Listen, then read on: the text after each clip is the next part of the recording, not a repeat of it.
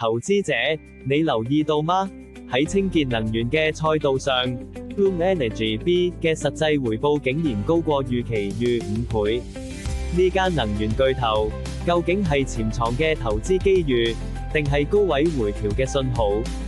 今日我哋就一齊揭秘 Bloom Energy 作為清潔能源嘅先驅，專注於佢哋獨家嘅固態氧化物燃料電池系統，為全球客戶提供穩定嘅電力方案。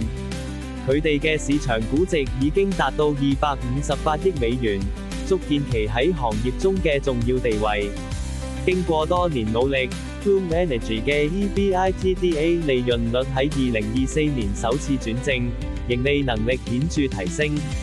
營收同 EBITDA 複合年增長率分別達到11%同25%，顯示出公司強勁嘅增長勢頭同良好嘅財務彈性。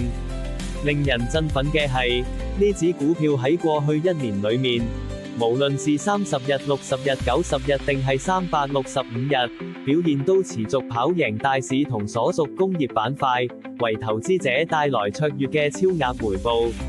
最引人注目嘅一點係 Bloom Energy 嘅實際年度回報率高達驚人嘅1.52倍，遠遠超出 CAPM 模型預測嘅0.28。呢充分體現咗佢作為清潔能源領導者嘅獨特投資價值。